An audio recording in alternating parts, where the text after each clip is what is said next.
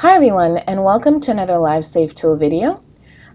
This video is the second video in the Nutrition Modeling in LiST video series. If you haven't seen the first one, I would invite you to start with that one. And this video will focus on stunting and maternal anemia.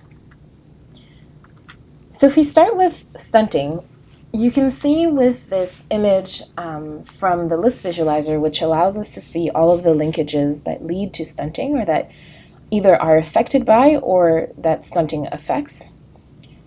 There are quite a number of interventions involved and quite a number of causes of death involved, so it's a fairly complicated image and it represents a fairly complicated reality. And keep in mind also that this is just the health system's contribution. There are many other multisectoral aspects to keep in mind that are nutrition-sensitive interventions that we've spoken about before. So we can consider stunting to be either a risk factor or an outcome in itself. And we're going to start by looking at it as a risk factor for child mortality. And as you can see here, it can affect child mortality due to diarrhea, pneumonia, meningitis, measles, or other causes. So the relative risk for cause-specific mortality due to stunting will increase by the level of stunting severity. That seems to be a fairly logical statement. If you would like to see where this data is in the LiST software, you just go into the Effectiveness tab and pull up the impact of undernutrition on mortality. As you can see, our data is broken out into age groups. So we've got 1 to 5, 6 to 11, 12 to 23, and 24 to 59 months. And our relative risk relative to less than one standard deviation than the medium norm, so basically normal weight babies, have a relative risk of 1. And as we get further away from that median, we end up increasing our risk. So children who are more than 3 standard deviations thinner than children who are in that median category, as you can see, have a very high risk of mortality, essentially. And then if we're looking at stunting as an outcome, you can see that there's quite a number of different interventions as well as other risk factors that have an impact on stunting. And if you'd like to learn a little bit more about how effective these nutrition interventions are at reducing stunting, you could go into the software, go into effectiveness is nutrition interventions, and finally go into impact on stunting. So the first thing that will have an impact will be first birth outcomes on stunting. So once again, similarly to what we just saw in our last slide, our term AGA, so our term appropriate for gestational age, will be our baseline.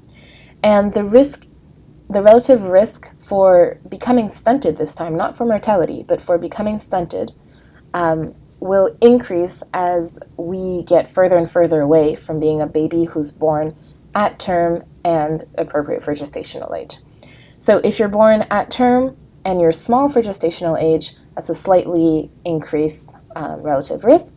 If you're born preterm, but you're appropriate for the gestational age at which you are born, your relative risk is also increased. And finally, if you're born both preterm and small for your gestational age, so if you're born too small and too early, in that case you have a very high relative risk of becoming stunted later in life. Previous stunting also has an effect on current stunting, so if you've been stunted previously, there's a higher likelihood that you will be stunted again or presently. The complementary feeding has an impact on stunting, but the impact also depends on which group you're in. So if you provide, so in the case of people who are food secure, they have access to enough food, and they receive promotion, complementary feeding promotion, so behavioral modification kind of intervention, they are kind of our best case scenario, so they have very little relative risk of becoming stunted. If you are food secure but you do not receive any promotion on complementary feeding, there's a slight increase of relative risk of developing stunting later. If you are food insecure but you do receive promotion as well as supplementation, there is an increased relative risk.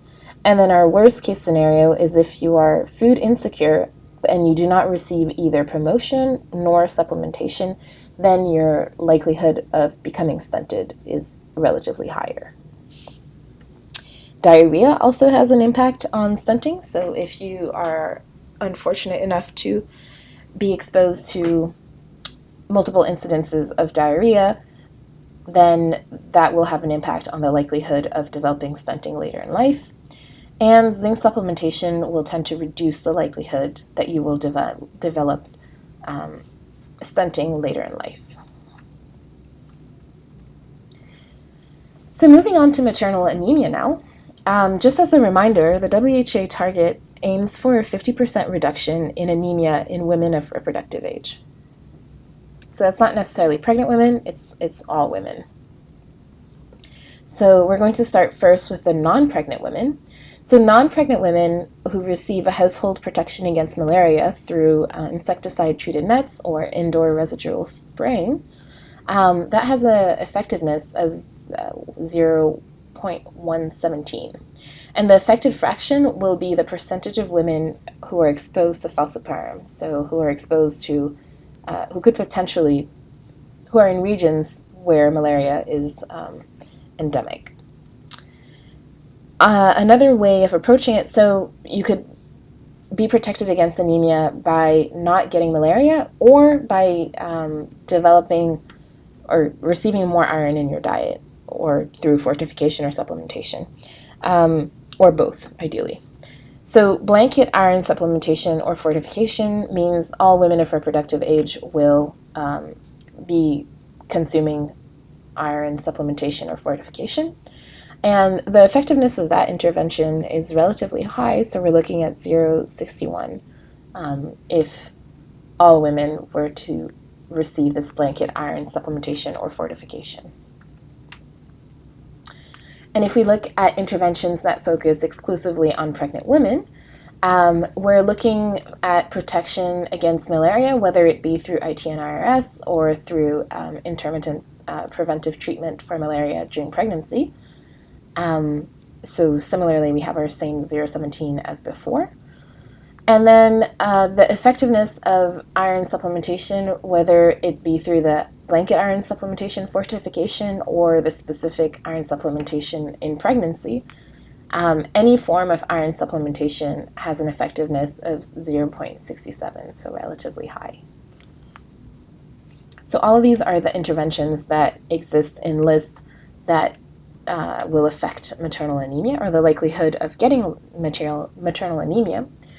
And then maternal anemia has an odds ratio of leading to maternal mortality of 10.675, but that ratio only applies to the severely anemic women. So not all women, only the subsection of women who are suffering from severe case of anemia.